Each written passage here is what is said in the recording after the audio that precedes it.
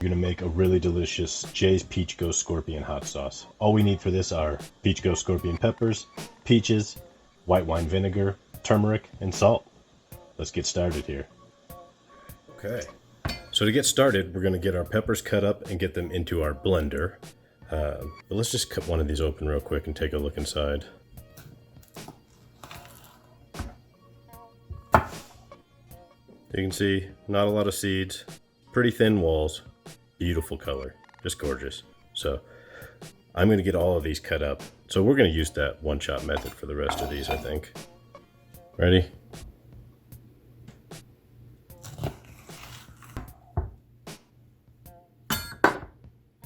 Set this aside. I'm going to get these peaches cut up, and then we are ready to fill the blender with the rest of our ingredients and make some sauce. I'm going to go ahead and take the skins off the peaches. Nobody wants to eat that. Once we have the skins off, we'll get them all sliced up.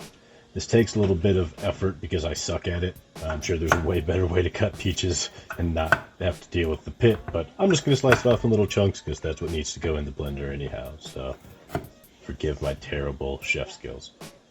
Everything's in the blender now. We've got our peaches and our peppers. We'll add our liquids in a minute and get it blended up.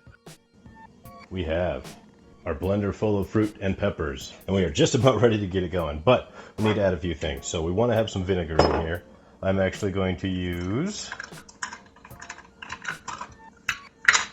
about a quarter cup to get us started. A quarter cup of white wine vinegar. I'm actually going to go ahead and double that. I'm going to go ahead and put a half a cup of white wine vinegar in here. We do want to make sure that we get that pH down a little bit. If we need to add more, we will. We're then also going to add a half a cup of filtered water. Should be using this way. I'm also going to add just a little bit of salt. We'll adjust that later if we need to. Half a teaspoon of turmeric. Not a lot. Call it a heaping teaspoon almost. Okay, so a half teaspoon of turmeric, and this thing is ready to start blending. All right, we have our freshly sanitized blender lid. Only goes on in one direction, so make sure I put it down the right way. Seal that down, hit the power, we're gonna start slow.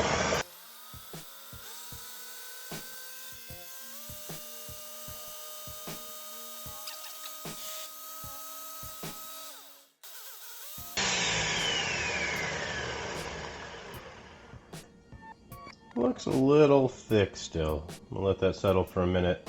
I think we might add a little bit more vinegar here. Let's see how it takes us. Yeah, so you can see it's a little bit pasty still. So we're gonna add probably another 1/8 of a cup of vinegar there. Dangerous. A little bit sweet, but still smells very, very hot. So, get this going again.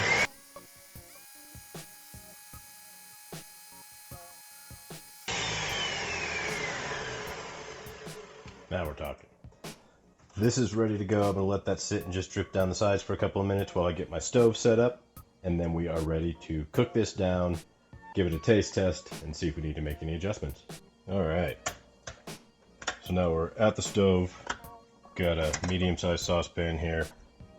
I'm going to go ahead and carefully pour this in.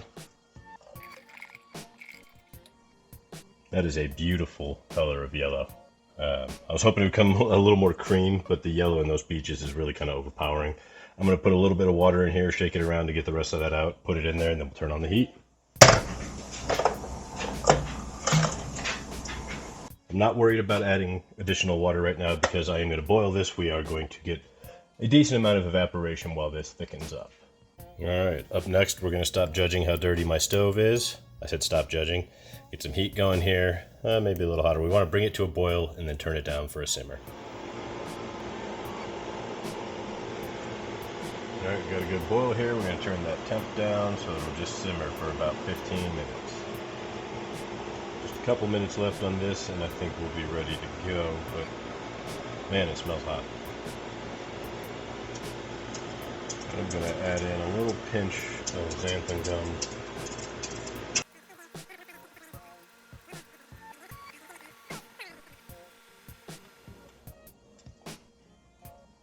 this is looking fantastic. I think we are about ready to pull it off. It has been simmering for just about 15 minutes now. So I am going to turn off the heat, let it cool down a little bit before I go and handle it, and then I will be straining it and bottling it. So, okay, so this next step is optional. I like to have really fine control over the consistency of my sauce and how many kind of chunks are in it, right? So I strain. Just going to pour it through a fine mesh strainer right into a bowl that has just been washed and sanitized, as has the strainer.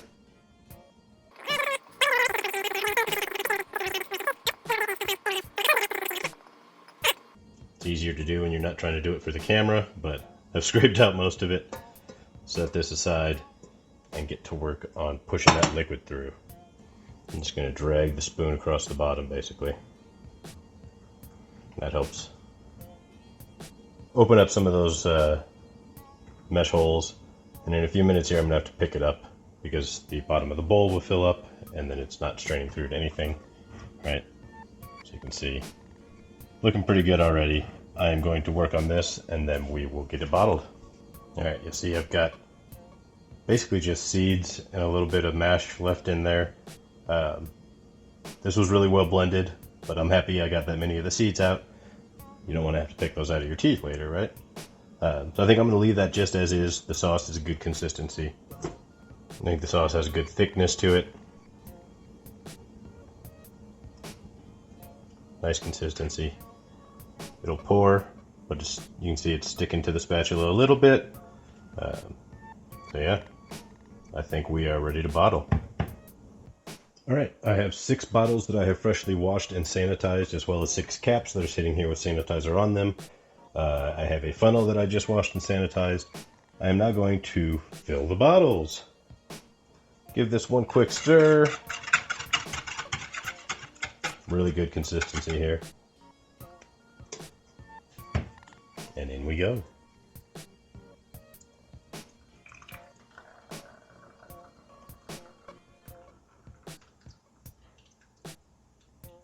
Making a mess as always.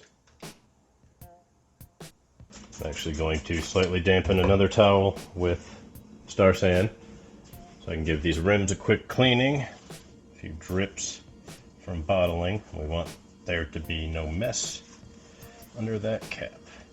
Toss these caps on.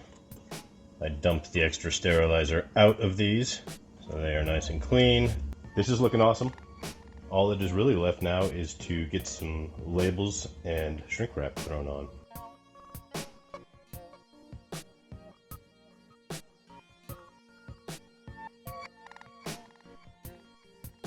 Alright, sauce is all bottled up. I have to open one now. Let's see how my shrink wrap does. At least it has a pull tie. Pretty good. Smells really good. Very strong peach ghost scorpion scent. You can smell a little bit of the peach sweetness, so let's pour this out and see how it tastes. Got a nice spoonful here. It's really a gorgeous color. It did pick up a little bit more of the peach than I first thought. Now that I've got it in bottles, I can see it against a plain white. I think it's going to be pretty darn hot. Let's find out. A lot of peach up front, and then nearly instant heat. It's got a good consistency, fairly smooth, little bit of texture. That's hot though. Easily a 7 or an 8 out of 10 for me right now. A lot sweeter than I thought it would be, so I'm kind of excited about this. You can actually taste the peach. It's just peach and pepper. The white wine vinegar was a good decision, I think. It has a little bit of a sweeter, more mellow vinegar flavor than, say, your typical distilled white. So this is delicious. Peach Ghost Scorpion hot sauce. Sometimes you got to keep the ingredients simple. Really highlight the pepper, highlight the fruit. That's a hot one. I'm going to be sharing this with some of my friends. But if you want to learn more about making hot sauce, learn more about growing peppers, subscribe to the channel. I've got all kinds of videos that'll help. Until next time, remember, plants help us grow. Peace.